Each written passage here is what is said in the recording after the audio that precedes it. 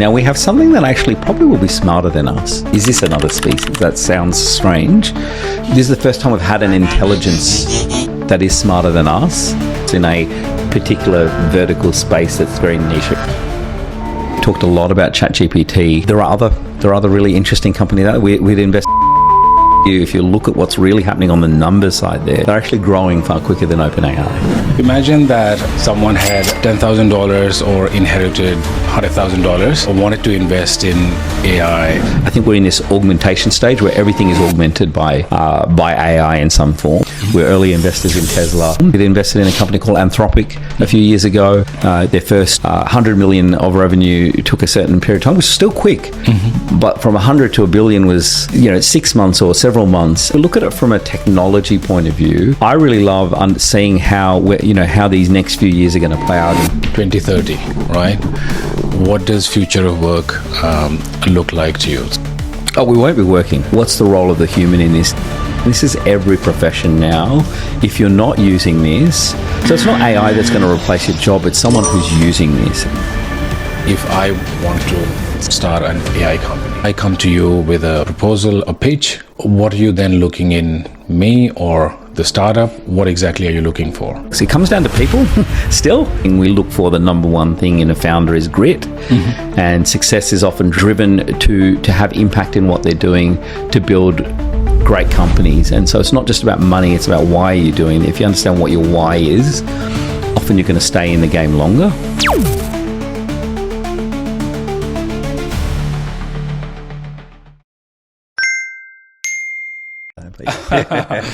I'm addressing you directly. Yeah. All right, Yash, thanks for coming on. It's great to have you. It's great to be here, Amit. I'm excited. Yeah, wonderful. Yash, imagine that someone had $10,000 or inherited $100,000 and wanted to invest in AI as soon as possible. What roadmap would you suggest to them? Yeah, great question. So look, we have a lens around AI, a little bit like learning from the past. So I think my first business was early 2000s or late 90s, early 2000s. I feel like if we can learn from that, I would say, our thesis is to invest in three buckets around AI. One is in that application layer. And we're seeing a lot of things that are now really starting to grow in that space. But we also think in the tools space, so there are tools that are being developed to develop AI solutions and to train and to deal with some of the complexities of what our future looks like with AI. And the last part, and that's what's probably everyone sees a lot in that investment space, is around the infrastructure. So right now, a lot of people aren't really sure on where we might be going on those other areas, and they're going to be built out. But obviously we're seeing on that compute, that infrastructure layer. So I would say, look, if you think about it in those broad terms, that's the way we look at it. There are opportunities in each one of those, and we're starting to see new ways to run almost every business, and also new ways to live using this technology. Yeah. Like everyone looks at NVIDIA or Microsoft and now OpenAI when they think of investing in AI businesses, right? What are some of the ones that are going under the radar and you think people should look at? And it could be sector specific or specific example of startups that you think have potential. Yeah, look, so I won't give too many specific companies because I think this is where we're at. There's a race that's going on, and there are really big step changes in the way almost every industry. So I mean, look, the low hanging fruit things that are industries that really we can see where there'll be definite disruption that's needed is, we think about health, education. Each one of these, have operated similar ways for a long time, and there's some massive benefits to disrupting those industries, and we can have a lot more personalized education and personalized health. So definitely, there are areas where I think there's real opportunities. There are challenges with some of those in terms of sometimes regulation, sometimes the speed. It's quite confronting if we look at right now, and we're changing the whole way education works and how teachers teach and how students learn and use these technologies. So there's definite challenges, but also opportunities with that. But we can't just operate in the same classroom structure that we've done for the last 100 years or more. We learn differently, and we have the opportunity to take the different modalities. So some people learn visually, some people learn auditory, and so we have this opportunity where everyone can learn in the way that's suited to them. And I think we need to start to think about that. Same thing around the concept of learning in a linear fashion, where we go through these grades and you're either at that level or not. And everyone learns at different speeds. And like I say, when we can think about how people can learn in using this technology. I think the current paradigm doesn't quite work. And so if we start to look at things like Khan Academy and some of those things that have been around for a little while, flipping the classrooms, letting students learn a particular way. And I think when we look at AI, there'll be a lot more understanding of where someone doesn't understand a concept and can help from that tutoring. I think the thing we have to look at is where's the role of the human in that, in everything we're doing, and the role of the teacher and the role of all of the different parties. So there are a couple, but we're seeing it in terms of our own personal, from an Empress Capital point of view. Where as an AI venture capital firm, we've invested in the legal tech space, in the ag tech, prop tech. We see, kind of every industry there's opportunities. Yeah. Let's go a little deeper in that comment of yours. So let's take an example of, let's say, education space or a healthcare space. And first of all, how is AI going to play a role? Let's say, imagining next 5 or 10 years, right? How is AI going to be or going to sort of help provide student-specific education, patient-specific healthcare? And from an investor's point of view, how does then one identify that, okay, this looks like it's on the track for something, right? Or this company is on the track for doing something. Let's break it down a little further. Yeah, great. So if we take healthcare as an example, we have challenges in the healthcare system around being able to service a number of patients, to be able to give effective patient care. And so if we look at an aging population, if we start to think about how AI could help with that, AI really augments everything, and we're at different levels in different industries depending on what we're doing. So the way I would see this in the healthcare space is we're able to treat more patients. So if we use radiology as an example, right now AI really can help radiologists. We're not giving everything over to the AI necessarily, but can really help to identify and speed up that process for the human in the loop to be able to really perform more scans. So for us, this augments everything, allows us to treat more patients, more accurately identify. More accurately. And so I think the question is, at some point, does the human have a role in that? And we view that we can do more with this technology. I think it is a matter of how do we make sure we adopt this safely, we understand the bias, we understand how that could be trained to be even better, but also what's the role of the human in this? And this is every profession now. If you're not using this, so it's not AI that's going to replace your job, it's someone who's using this. And so if you look at the unit economics, it becomes pretty clear as well that if you can perform the same job better and at a lower cost, and in our case, this is about doing more. And so if we can educate more people effectively, we can treat more people effectively, that's great for society.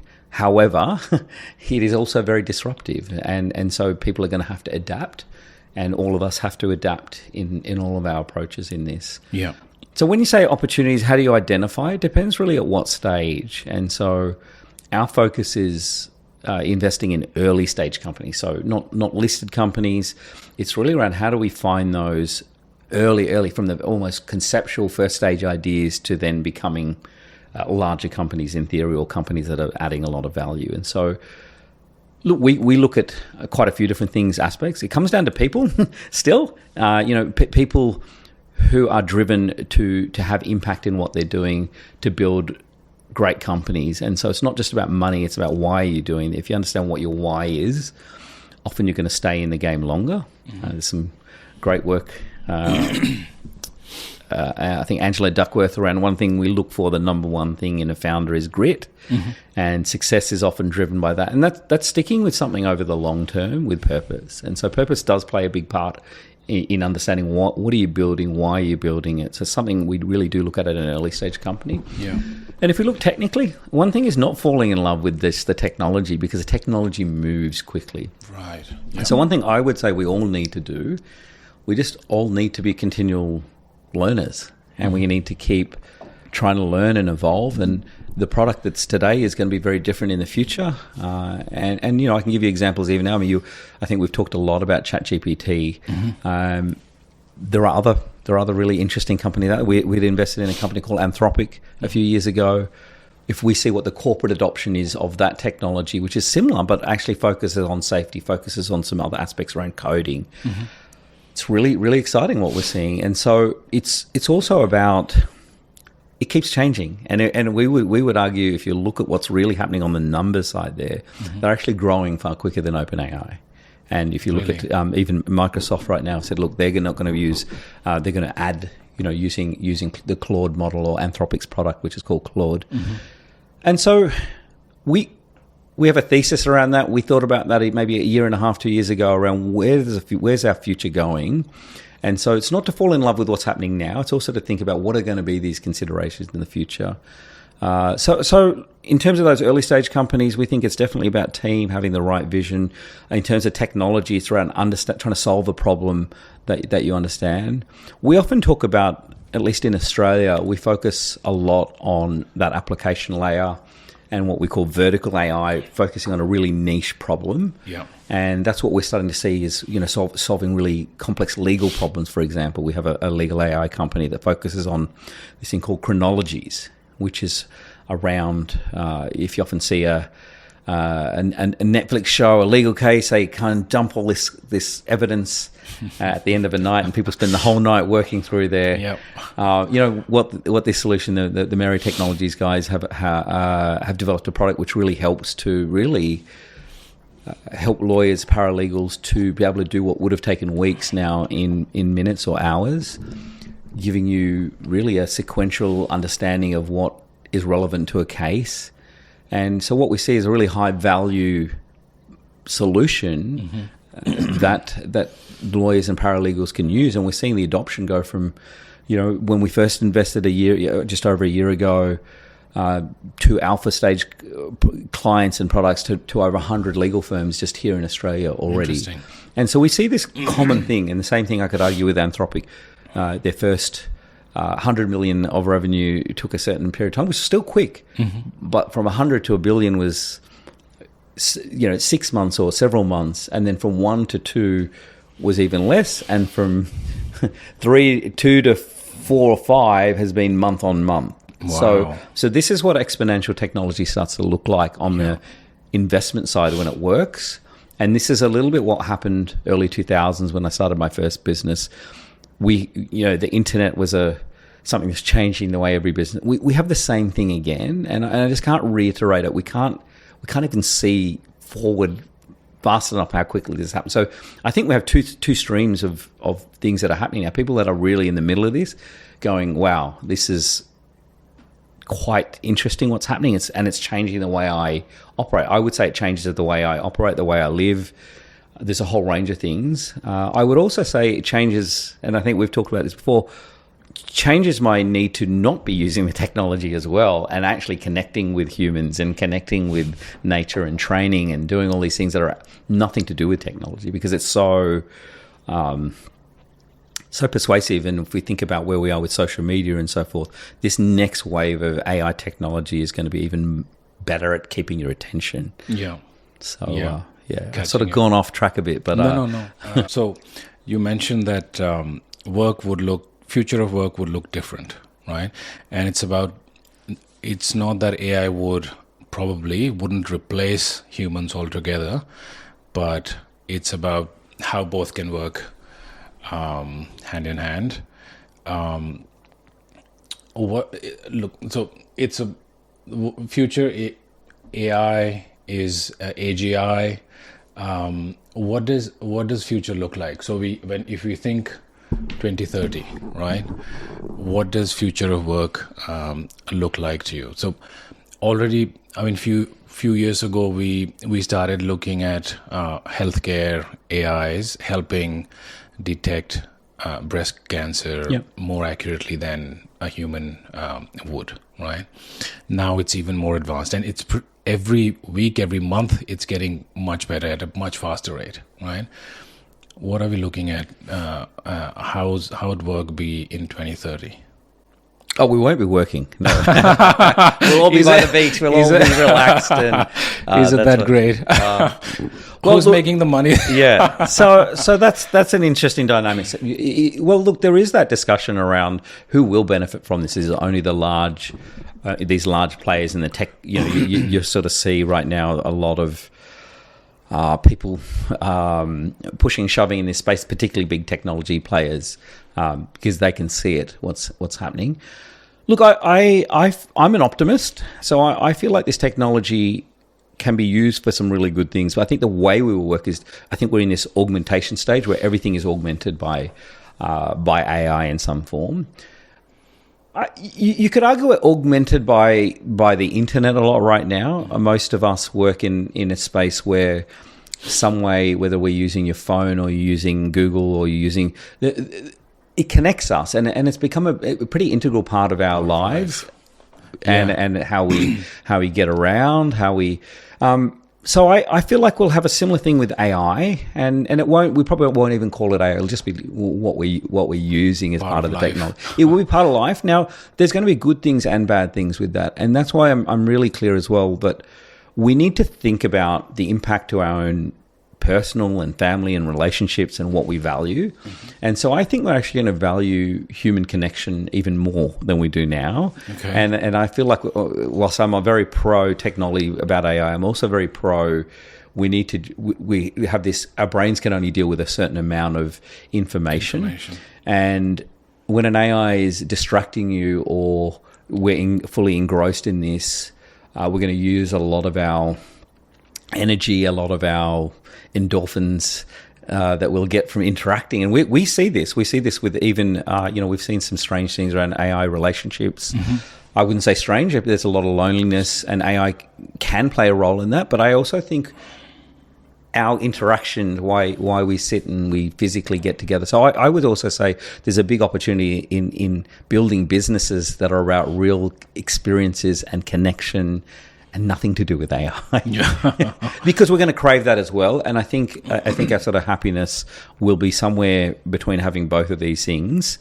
I know that's sort of contradictory a little bit about what but I do feel like this is such a big thing.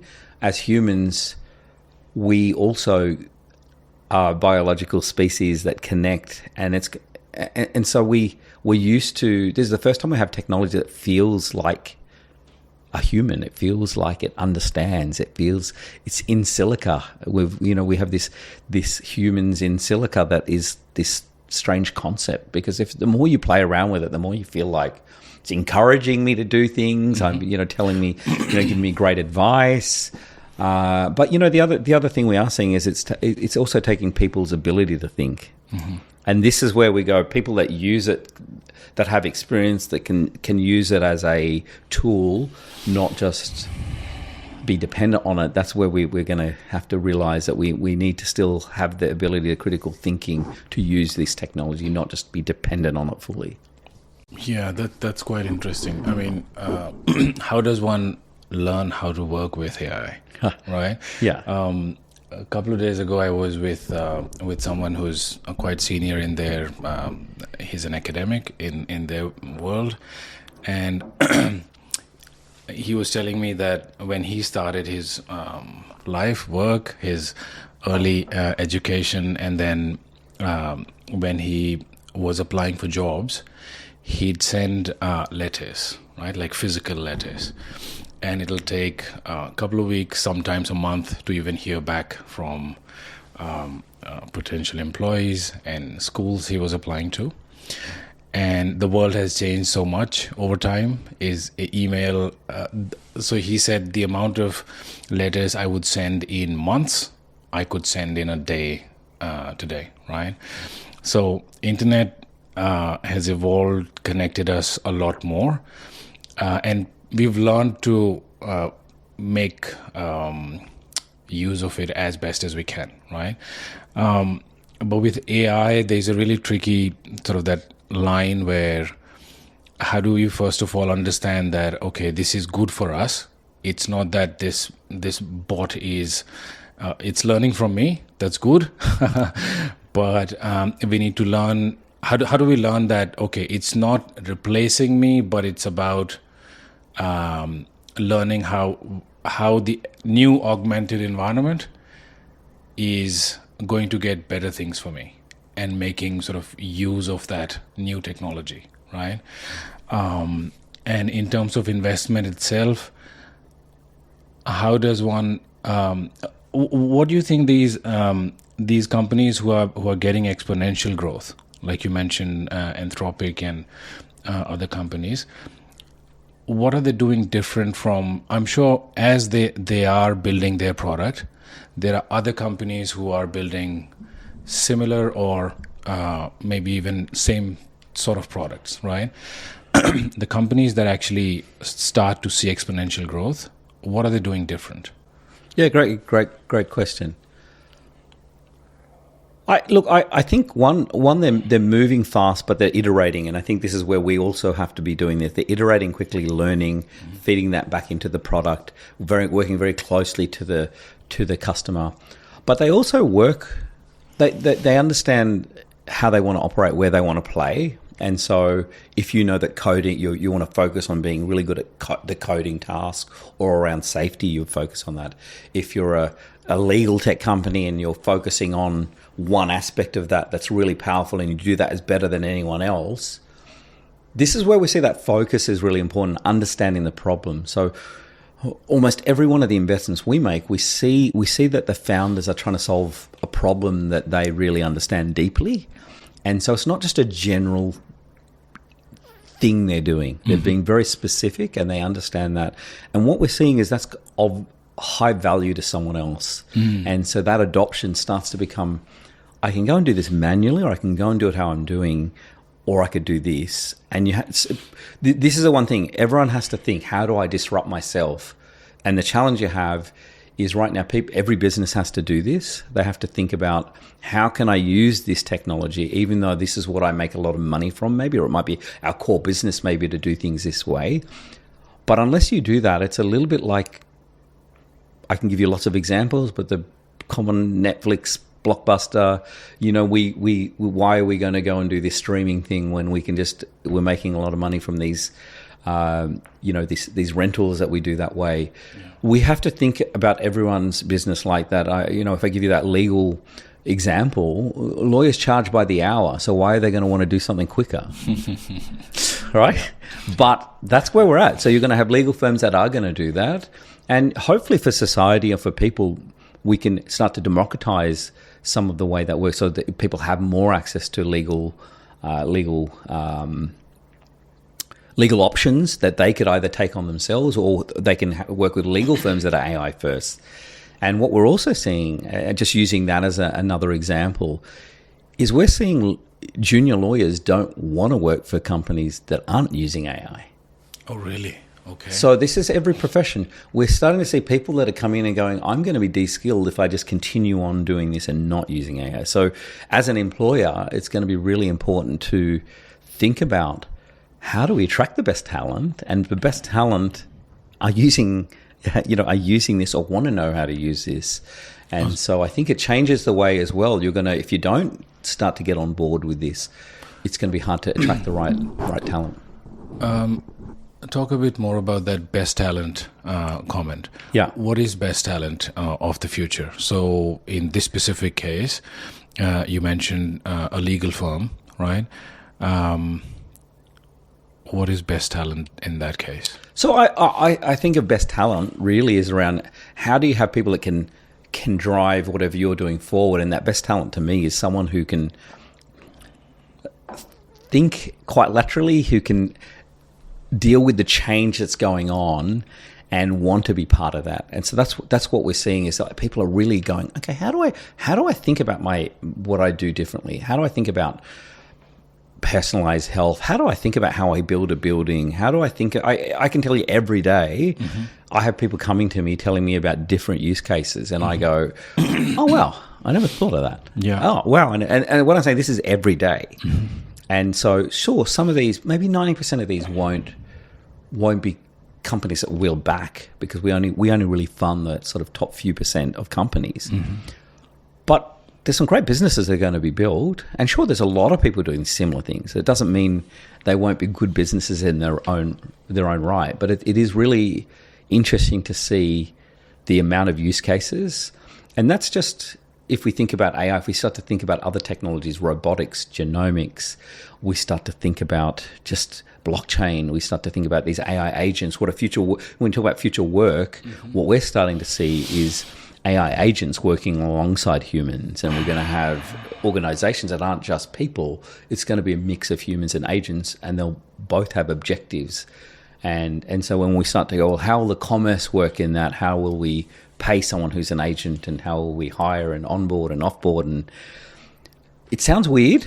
But that we're starting to see these things. We're starting to see within our portfolio companies that are doing those things in the real estate space, in the e-commerce space, that are using these agents to go out and do things, to make calls, to follow up on real estate visits when you go and see a property, to go and do the work that I don't see always happening. And so to add that level and consistency, there's lots and lots of value that can be done with these. And so you're going to have these employees that work on your behalf.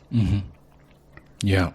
That aren't humans. Yeah, employees would be different. Yeah. And we want to throw robotics into that. Maybe that'll happen. We start to see some of the... it does sound very futuristic. It does sound... I don't know. I love the show Black Mirror.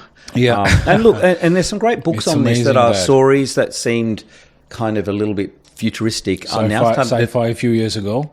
Yeah. And now they're... Yeah. It really does feel like that, and we start to look at, just not just that, but we were talking about autonomy. You start to see some of the self-driving vehicles. We start to see how we're, going into space and landing a rocket. All these things that were very futuristic are now, we're doing them. And that's only going to kind of keep on moving, and not in a linear. I think this is the one concept that I, some time ago, started to think about is exponential as opposed to linear.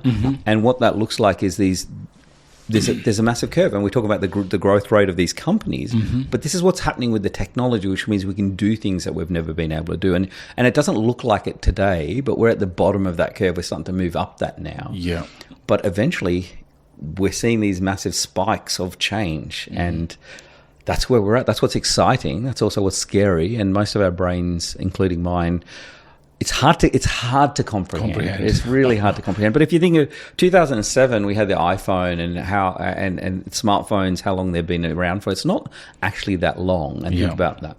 We are now going to also another big thing we think of. There is a future device that isn't a phone. We think phones aren't going to be the device of choice in the age of AI. Okay. So I don't know what that is. We see Meta releasing these Ray-Bans that are pretty interesting.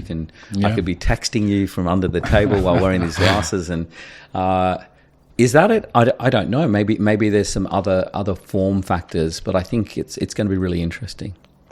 Yeah. How do we catch that curve? Right. I mean, again, the early question that I had on if I have a bunch of money I want to invest, how do I catch that curve? I mean, for someone, and let's make this about someone who's not so sort of into AI. It doesn't know the deep sort of technical know-how, but is getting to learn, is listening to information around that. Okay, AI is the big wave. It is the big sort of wealth creation thing, right? So that's why we started Empress Capital, in terms of our fund is focused around AI, and we also believe it is quite technical, and you have to keep learning. So I would say depends on where you are in your own personal circumstances as to what you can and can't do. I think there are ways to get exposure. So we think now is the time to either be investing in these businesses or building these businesses, and maybe you can do both. And so I would say if you're early in that is one to learn, see what products that you use and what you can adopt, and that can often form where you see products that you're using that you think is if you're going to go directly and do that. But I think there's opportunities there are a lot of people who are building in this space, and there's a way to get exposure to that, and that might be through the mags. I'm giving a US centric, but there are ways to get exposure to this technology, either through funds or through direct companies where you have a high conviction. And so I think, to me, it's a matter of making sure that you have a thought process around this, a thesis around on where that is. But I would also say it is about learning, and it is about, we believe that why we're doing this is to give people that exposure, that opportunity, and at a very early stage. So we believe the opportunities as well, if you can get it right at those early stages. There's a thing in VC called the power law. And so a couple of our companies, when they get it right, will carry our fund, and our fund, our goals are in the 5 to 10x return of where we're trying to get to. So we try and hit it out of the park all the time, and this is called a power law. And if we had 10 companies, not every one of those companies is going to do that, but they have to have the capabilities. And so, I really think it's also, if you're looking at the investment side, is understanding if you can see your own industry, you might be a personal trainer, you might be a doctor, you might be a school teacher, you might looking at how where is that low hanging? What are the things that take a long time? How could AI disrupt that? And what we're seeing is a lot of people are thinking like this, and they're going, I see an opportunity now. And so I would say there still is a lot out there that is yet to be done. And I think when we start to combine technology, so that's another great thing, is when you start to think, how is this defensible? When you have more than one technology involved, it sometimes becomes harder to just replicate what's being done. And that's one of the arguments we often get is, hold on, just building on top of a large language model, is that really defensible? And I would argue initially we were like, no, that's not really defensible. But if we look at some of the big companies from the internet era, they're just databases built on the web. And so I would argue if there's a lot of value and there's a lot of workflow, there's other understanding of what's built on top of some of these models, and there's not necessarily a dependency. There's some really great businesses that are still going to be built off the back of this. What's your one really prized investment so far?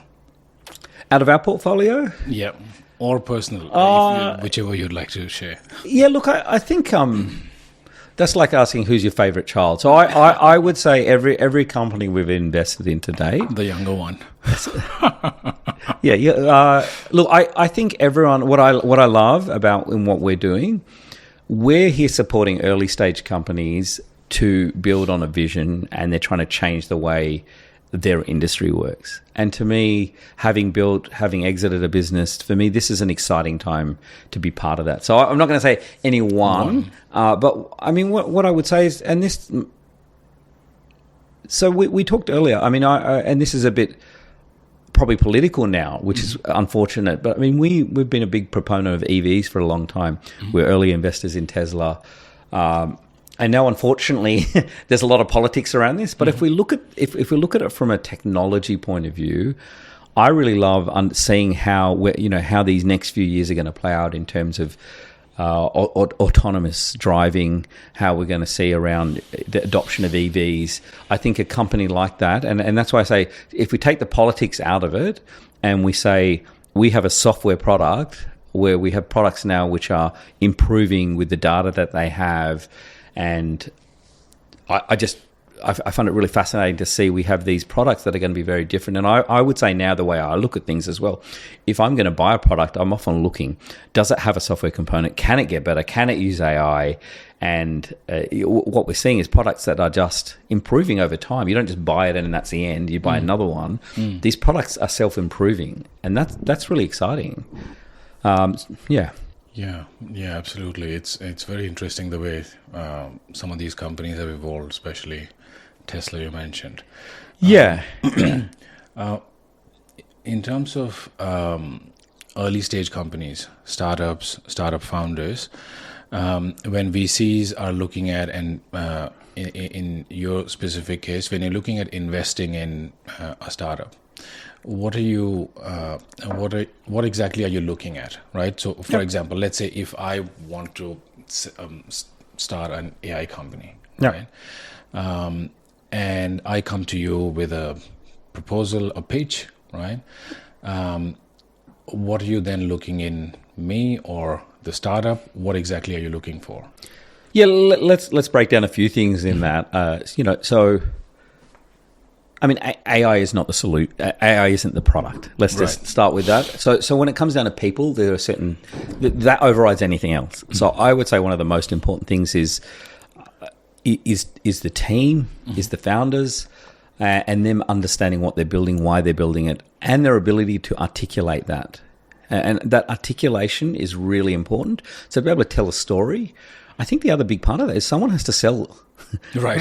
So having the best technical product is great, but unless someone can sell it, and at an early stage, you don't have the luxury of lots of sales. So who's going to sell the product within the team? That's what we're often looking at as well, is not just the technical side. So then if we look at that technical capability and go particularly why, what's the background of the team? Can they build? Can they move quickly? And so, I would argue that the technical side is really important. But we see some great companies being built by non-technical founders as well. So can they understand the technology, even if they're not going to fully build it? We would more than likely want a technical co-founder. But for the right people, if you look at a company like Canva, for example, which is, a great story in Australia, you have founders that aren't the techies in the business. So it's all really, to me, driven by the right team, understanding that the market that they're going for is large enough. So one of the things that we like about Australia is we think Australia's a great test bed. And so we look at the founders building here and going global. So every one of our portfolio is going global. They think bigger. It's not thinking just about the Australian market. And so from a VC point of view, that's really important, that the market size is big enough. It's global. And then look, I treat it like a sport. I love sport. It's like, why do they want to win? You have to want to win. Yeah. And but another big part is also how you operate. I think values is really important, and how you sort of want to build a business. But I think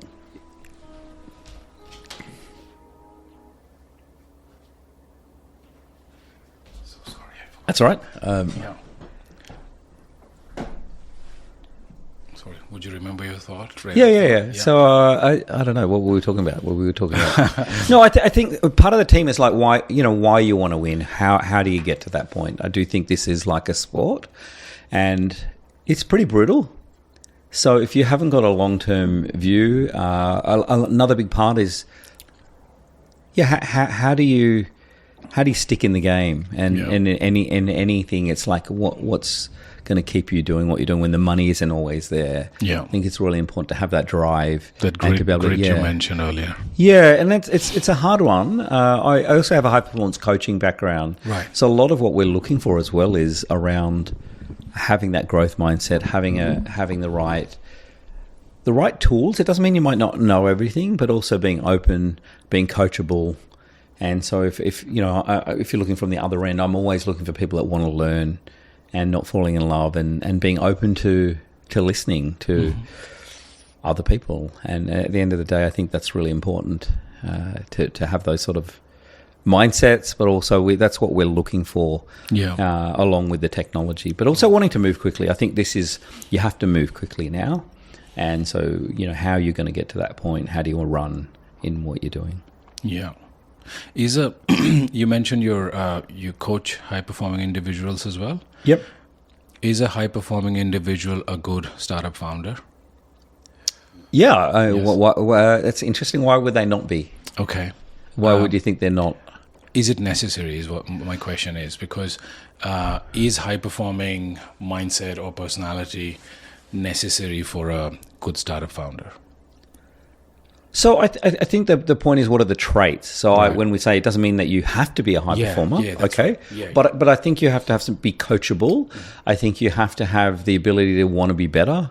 I think you have the ability to keep evolving. And so I would say that is a high performing mindset to want to keep adapting and learning. Yeah. I have a mantra of, just getting 1% better, this incremental gains. And if you look at performance and how, people ranging from the British cycling team where this, that doing 1% differently took them from not winning medals to winning medals. I think business, I think life is all much around those habits and how do you keep trying to just get that a little bit better. And so I think it's important to have the mindset, and it's important to be open. If you have that, I think anything's possible from that. And if you want to build one, let's say if you're not born with it, or if you haven't realized how to do it yet, if you want to build a high performing mindset or high achievers mindset, or let's think about it this way: what are a couple of tricks you have implemented for yourself to be performing at a better than before level for yourself? Yeah, look, I mean, I think I wouldn't say tricks. I would say there's habits. I'm big on what we call high performance habits. And so I think there's so for me, well, look, we could talk about why are we sitting here talking? Why is anyone listening to this? Mm-hmm. It's what you put in here. And so I think one of the big things is the people around you is really important. Mm-hmm. How you learn. And I think it's really important because you can have a lot of negative or positive things. And I think so that's one thing I would say is you got to look around yourself, and if they are often the 5 people that are closest to you, if you don't like what's around you, you need to change that, and because that's who you are. So then, so I think your network, surround yourself with people that are, or people like you want to be, or learn. You got to learn. I think the thing here is to learn from the best, to continually learn, and to me, that is a big part of this. Is to go, I want to be better. I think the other thing is to do things that are difficult, do hard things, and that might be training physically. I think there's a big analogy between getting up and moving. I really do believe if you do something hard physically, it changes the way you think about life, and it changes. You try harder things in all parts. And I think as an adult, that's really important. It's important to fail, and if you're doing hard things physically and you fail every day, actually what happens is you get that little bit better, because most people don't push them to the point of failure. And if you're doing that regularly, you're just willing to try more things in your life. And I don't know, I think there's a big analogy, there's a big connection between that, and there's a lot of data now that shows around that, moving, and that physical side helps you to do many other things. So I would say performance in business, as well as we're athletes, and I think you have to have that mindset of taking care of that. So I think that physical side is really important. I would say that the other thing is, what are the things to be? How do you be more productive is something that's really important. So often focus is one of the big things that I would coach to.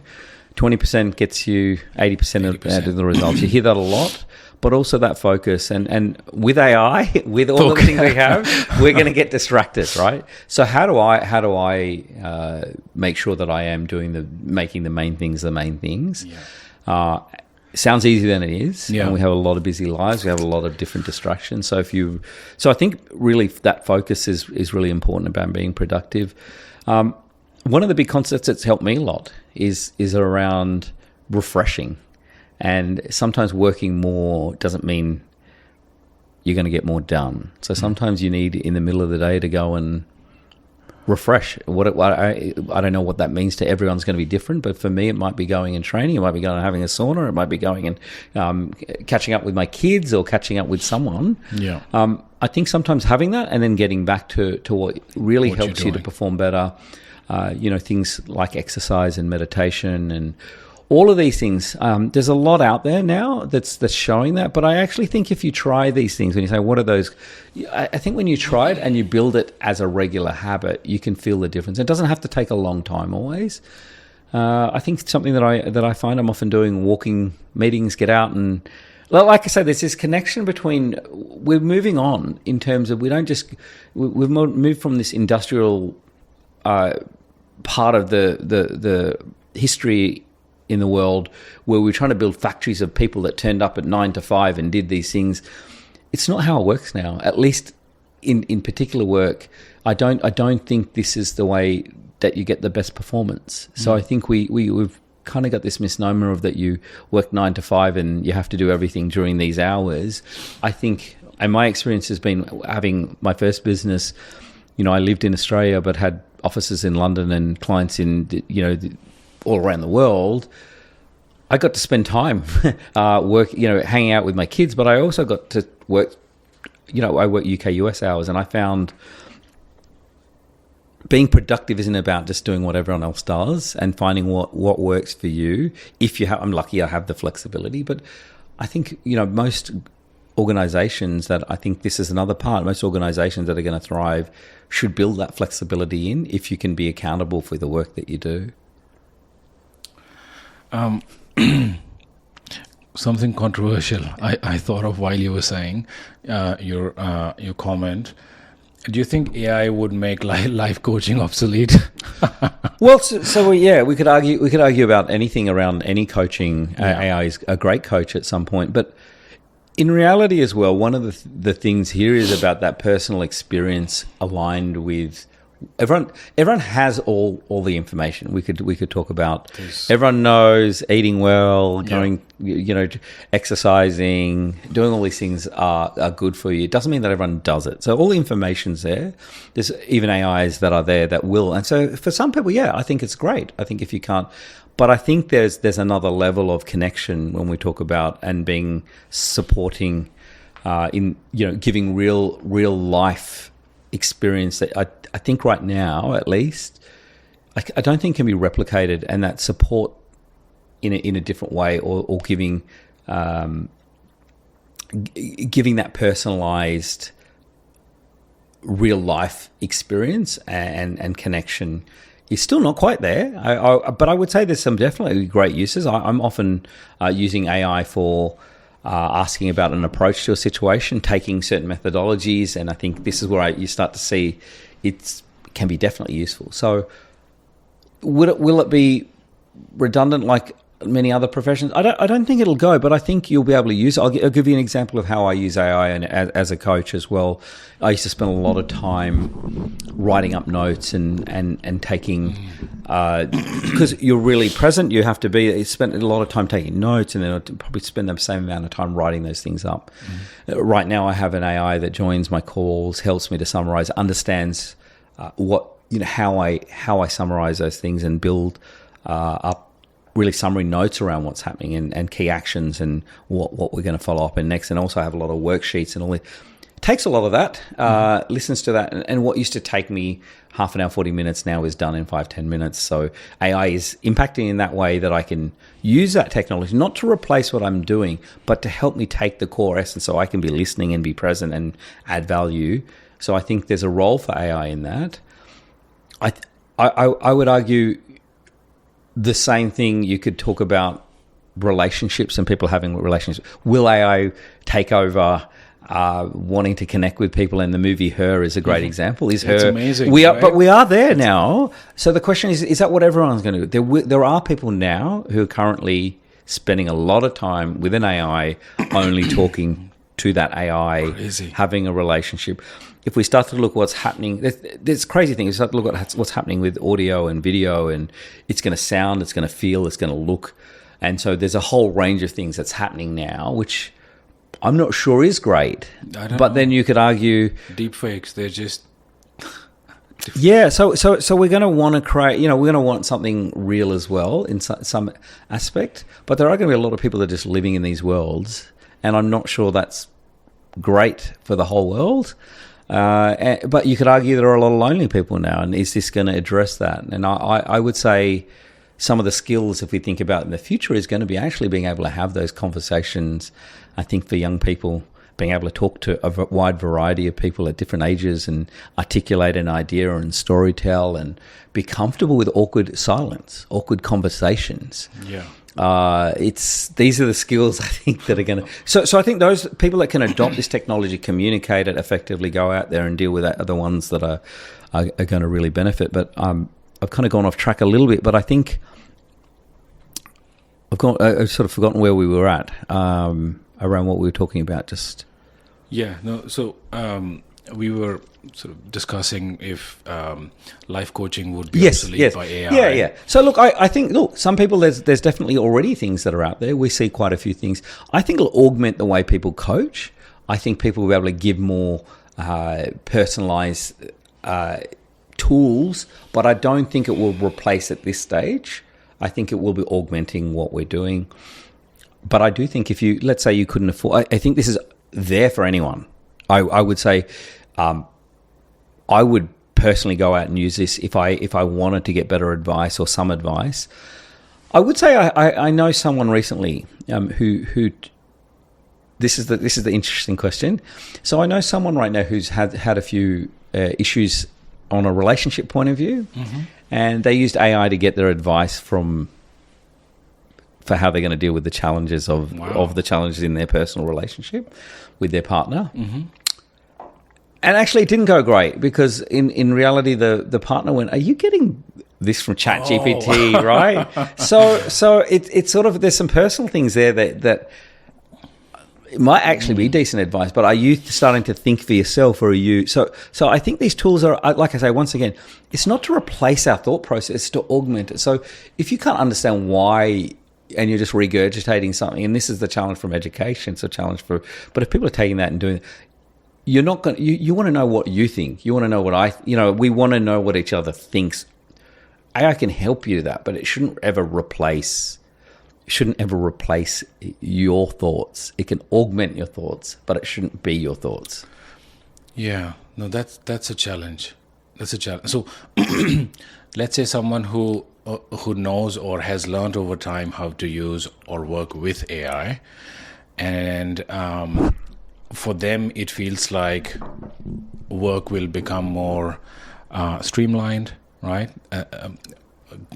Use one of those ChatGPT or Claude or Perplexity, whichever you want, and say, okay, analyze this data for me and tell me what it says, what's in the data, right? And you know that the results that it shows, this is what I'm looking for, right? So out of the 10 results it shows, a couple of the other ones that I know is what I want, right? Yeah. But for people who don't, because it'll give you wealth of information, much more than you want, right? So then how do you then filter through that, right? It's like both sides of the coin here. Well, right? so I think that's where we're at as well, is like we're overwhelmed. I said that to you earlier. We're overwhelmed with the amount of options. And I think you have to be able to see through this. So you actually have to have a thought process. There's a great John Oliver, the comedian, video called AI Slop. Okay. And there's another thing called the dead internet theory. So if you don't know what that is, it's essentially there's a theory that everything out there is just going to be AI generated, and we're going to have all this wasteland of AI generated, I'm going to call it crap, that is just... whether it be things that are written, that are images, that are videos, nothing will be real, and we'll go out there onto the internet, and it'll be like a wasteland of, I don't know what's real and not. And actually, we are seeing that. If you go on Pinterest, you'll see a lot of house images now are all AI generated. They're not real houses, or they're not really. I just came back from a safari actually in South Africa, which is amazing. Real life. That's what I'm saying. Real life experience out there in where was this? In South Africa, in Kruger. Amazing. So the big five. But what was great, we spent early mornings out there with the kids and all of us, my family, my sister-in-law, and we were looking out for 3 hours, looking at what's out there in the real world, and no phones, and just being present in that. I came back, and then Actually, a video came up on one of my feeds, which was like and it was talking about a lion that came in, and there was a cub, and there was like a big bird. There was like a vulture that came and grabbed the baby lion. And I watched it, and it looked really real. For a while, I watched this, and I'm like, oh, wow, that looked like the lion I just saw. And then for a while, I was just so engrossed in what this was, that I fell initially to think, is this even like? But it was a very entertaining, but it was totally AI generated. This little bird picking up this baby cub, and the mum grabbing the cub and saying, "This is what the love of a mum." Anyway, it is. I think it was a couple of weeks ago. I saw on one of the, I think it was maybe Facebook, LinkedIn, one of my really old friends.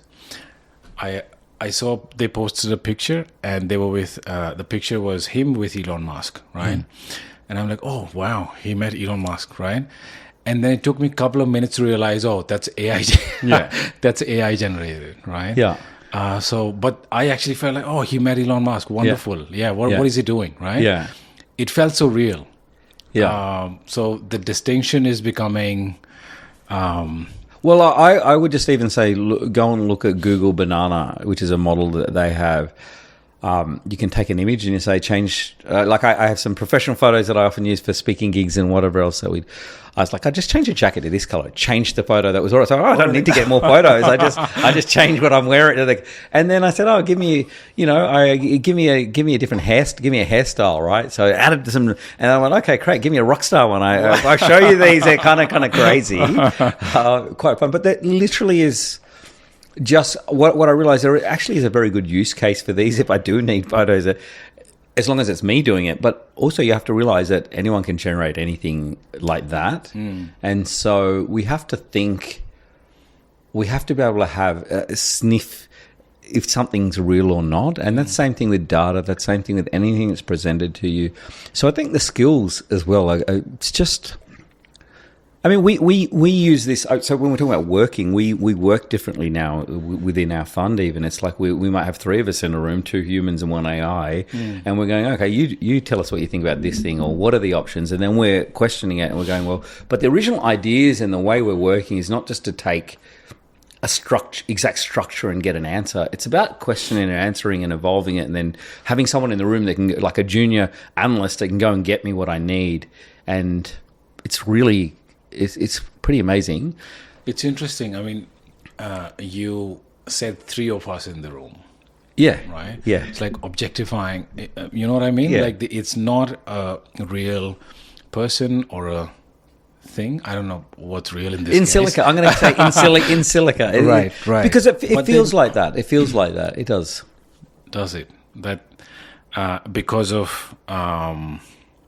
What is it that's making it feel like? They're very polite. They say they're very encouraging. Yeah. It's total rubbish. But what I'm saying, but it feels like that. Yeah. So it's a great idea. Oh, well, what about this, and this? You picked up on this thing really well. What about this thing? Now, the thing we have to do is go, is it just buttering me up? Yeah. And so this is the challenge is, for students or for anyone working, that it's going to say it's great. It doesn't mean it is great. Yeah. So I would say a lot of these... a lot of the tools are very like overconfident males, actually, primarily, that'll kind of give you a great answer and sound really good, but you have to do the thinking to say, is this correct? Yeah. So then it's like, let's look at the references. How did you come up with this? Where is this? Much like I would with someone that's a junior person that'll come to me and give me, I go, well, that sounds interesting. How have you come up? So I'm going to, and then you have to scratch a bit more and you go, okay, well, where's that article? And then what you find sometimes in these, the article is made up. Right. And so you have to do the work still to make sure at this stage or you need to have a tool that is validating that and making sure that's right. So you just have to be aware. But what I'm saying, once you're aware and you can give enough context, this is the way to work. And even if it's not 100% now, we've seen quite a big change in a year and a half. Even so, it's every problem that we have now. I think there's a way for it to get better. Yeah, I think it's a little bit like where we are with self-driving. Is it perfect? No. Are there people that are going to die? Yes. There's a tipping point where we go, how many people die now on the roads and how many people are going to die through this technology? So for us to put an expectation on this to be better than human performance, I think it's okay, but how much better does it have to be? And so we get mistakes made a lot when people are looking at documents and reviewing things. And when I get a lawyer and I get an accountant and they all make mistakes. Now, the question is how accurate, what is acceptable when that we start to accept these things. We're not perfect. And either is this. The question is what's the acceptable level before you go, okay, I'll just take this as is going to be. I mean, taking the example of self-driving cars, I don't know. Are you comfortable not having your hand on the steering wheel and the car is driving? Well, look, I've been doing that for a while. So, you know, when we came back from overseas, 2017, we bought a Model X with full self-driving. Now, that's been way overstated in terms of that was meant to be driving from one part of the US to another part. Having said that, in Australia, we've just seen in the week, they've just released that. There's someone that's driven around Australia now using that tech. So it's not perfect. I would say it's for full autonomy, it's still not. But I think in terms of us babysitting the car, yes, I think we're going to be at a really good stage. Is it safer? Yeah, you look at the data, it is. And so if we make it a database discussion and then we say there will be at some point fatalities, but we are having thousands of people that die a year.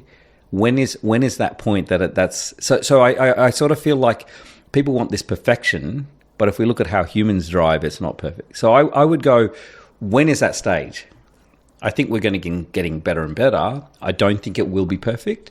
The question is it 99.999999? You know, it's got to be in the 99s, right? Because anything less than that. So what is that decimal place of accuracy we need this to be at for it to be acceptable?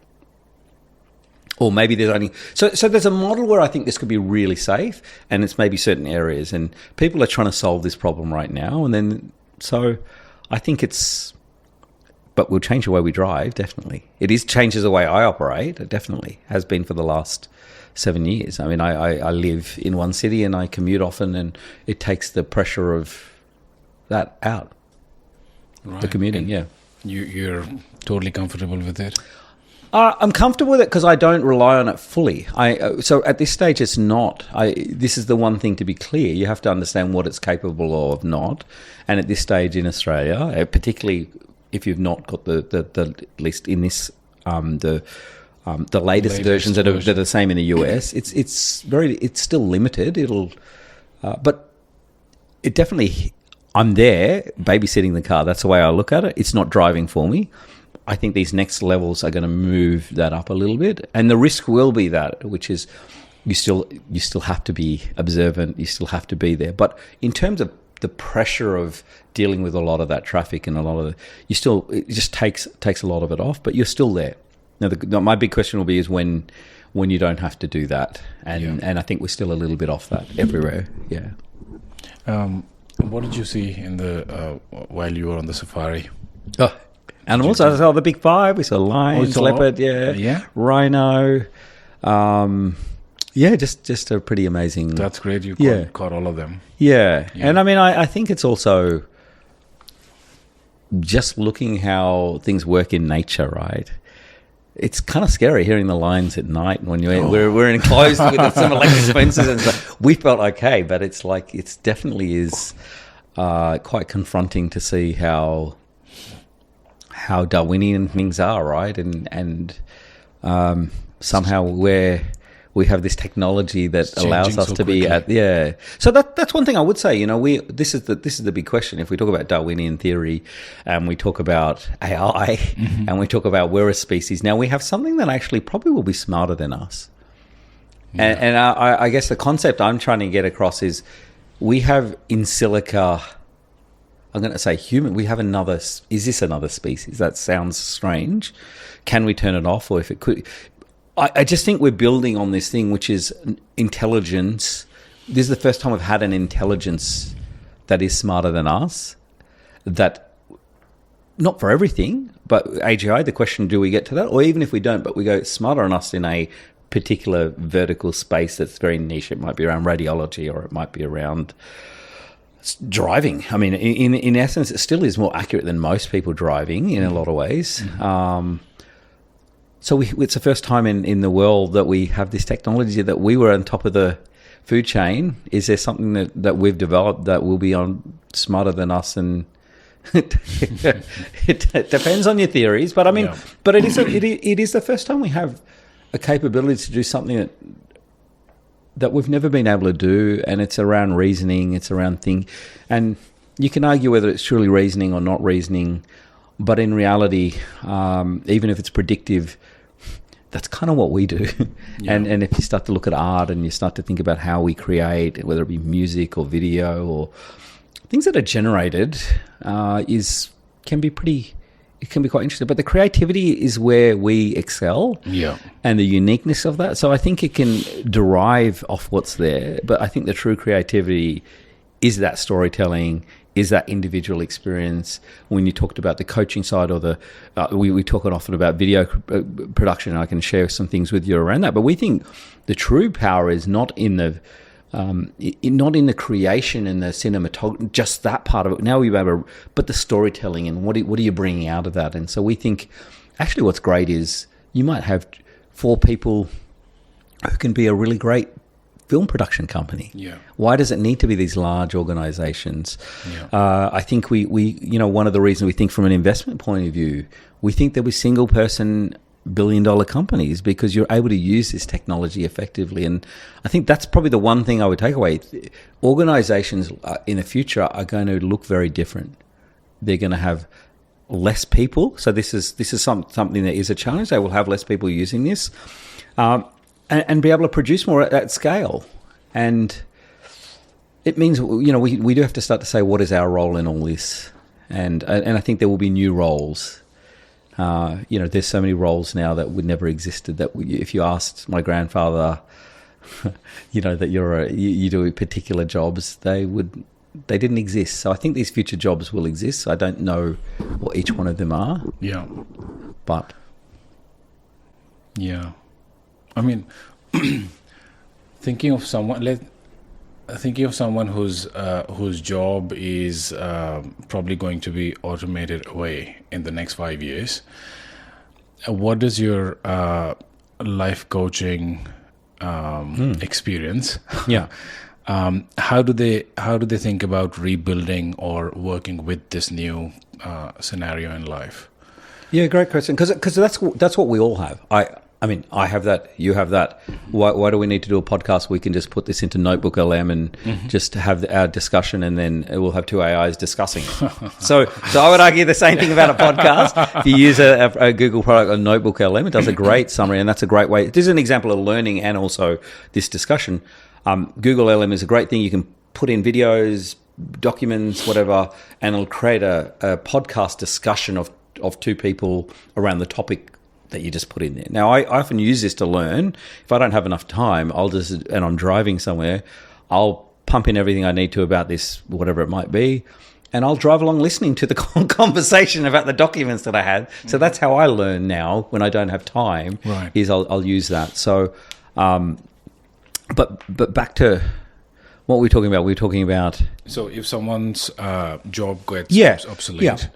So I think it's also about purpose. Like what do we do? Like, so I know it's like we attach a lot to this thing that we do, and it might be something of value now. I think it's to accept that there might be a different way and to be open. So I feel like anyone that's willing to learn, and it's not just AI, but learn, I think there's opportunities. I think there's also, for people that don't want to do anything with AI, I think focus on the things that we're going to value. I said at the beginning, we're going to value personal experiences. I would create experiential things. I think there's a lot there around that people are craving. We're seeing these run clubs that are everyone. Why do people want to join? Why do young people want to join run clubs? Because they're not connecting, and they don't have a place to connect. I went out to a concert with my wife a 90s hip hop thing the other week. I was amazed to see there was no guy. There was 2/3 women, right? And what I'm saying is like people aren't connecting in the same way, and the guys weren't there. I just found it really strange because I went, why is this the case? And I started to think about it.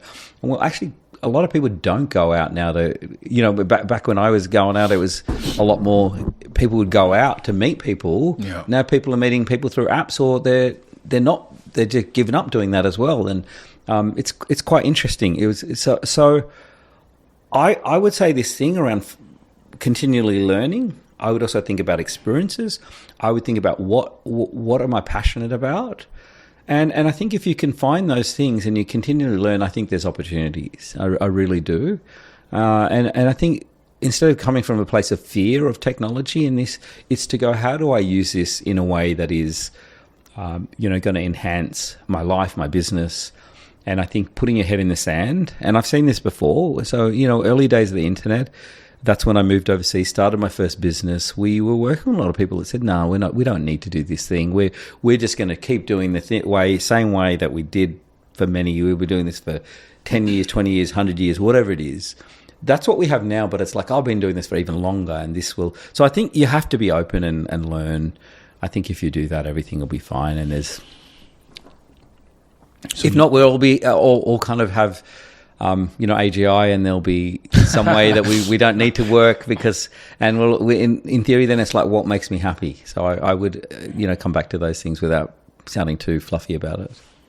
Yeah, I don't know. Finding that purpose in that case would be really challenging, right? What's the purpose what's my life's purpose? So once there is something like an AGI that pretty much is in everyone's life, right?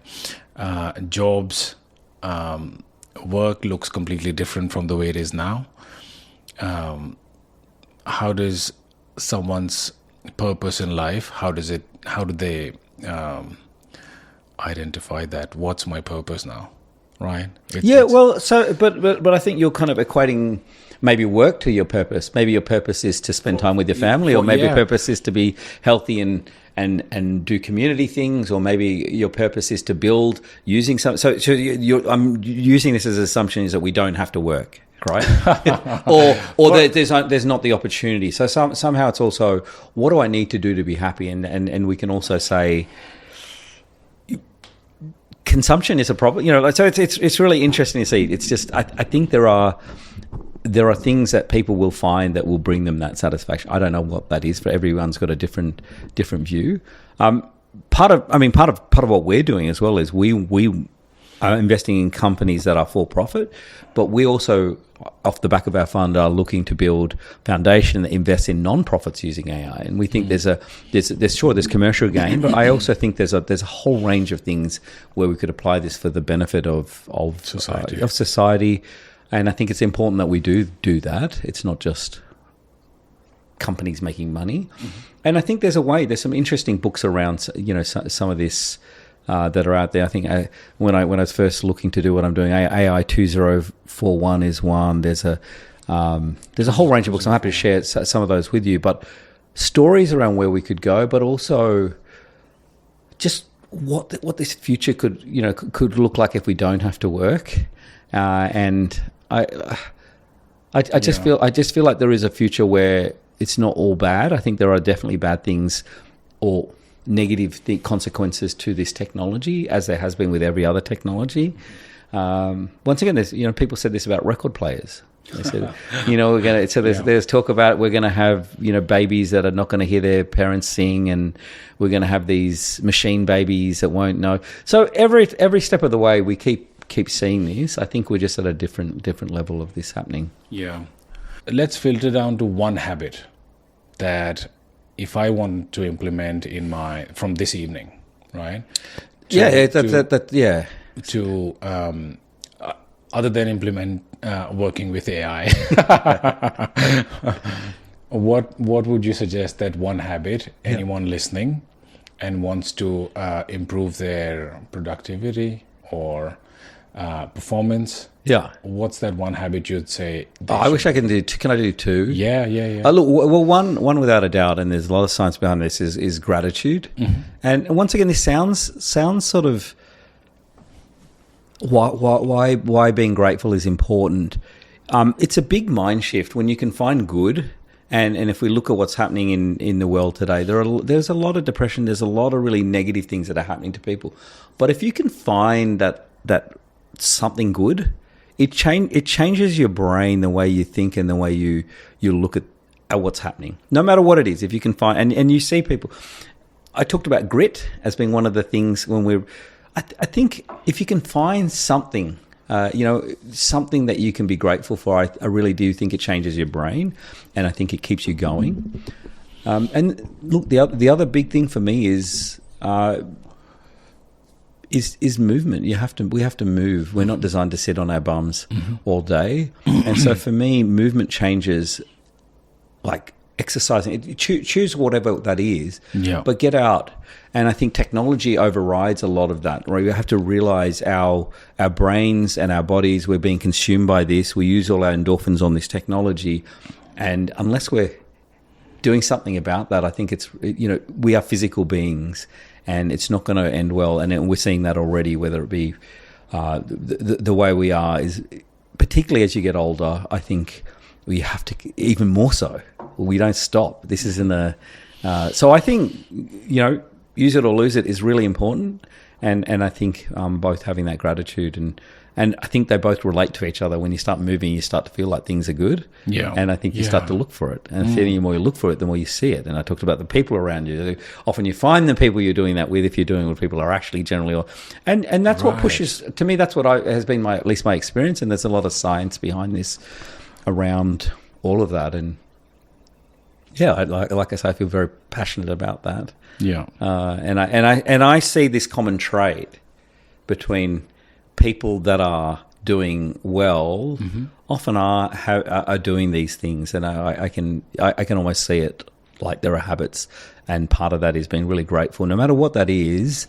It's not about money. It's not about that. We all have good things in our lives. It's just being able to see it, and so I think. To me, I think to me that's really important. And for young people, it's really, really important. We've seen a lot of mental health, a lot of suicide. And so for me, I wish, and this is maybe the negative side of some of the technology, but we're not connecting with people. People are feeling isolated and lonely, and they look at this technology that is driving their attention. And so I feel like the gratitude and the exercise is something that counterbalances the technology, if that makes sense, because otherwise it can be all in, and we're just seeing the stats around that is really, and I've had quite a lot, personal experience around this, losing family members, and like I say, mental health is a big issue, and I think this is where the technology as well, I think we need to try and use this. Yeah, I think those two things for me, both on performance but also on mental health. And there's a fine line between being a really high performer and, not losing it. Yeah, because there's a really fine line between something not happening and how you take that and viewing that as. So it's really important to just. That's a very interesting point you brought up, that how do you balance high performance and not burning out?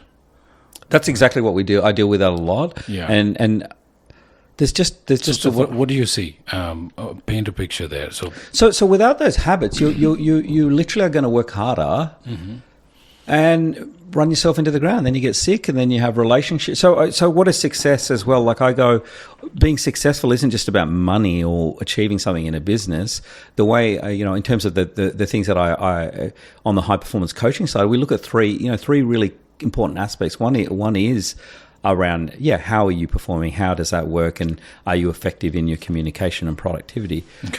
Second part of that is around health and relationships, and am I performing well in those. So there's that, and then the third part is about purpose, and I think if you can have that triangle of those three things happening, that's what I look at it from a high performance point of view, and each one needs feeding.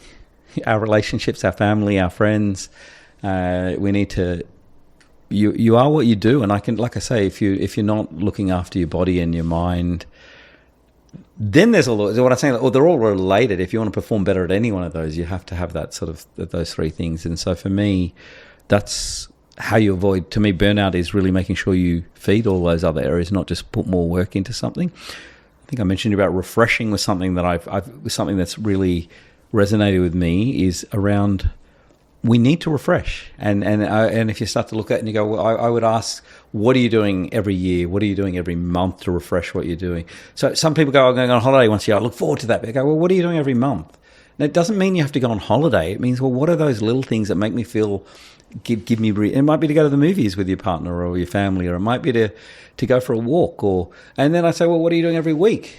Am I going for? Maybe I go for a massage, or and then I go, well, what are you doing every day? And you go, okay, well, maybe I'm going for a walk, or maybe I'm jumping in the sauna, or I'm swimming, or you choose the thing. Yeah. And then I go, well, what are you doing every hour?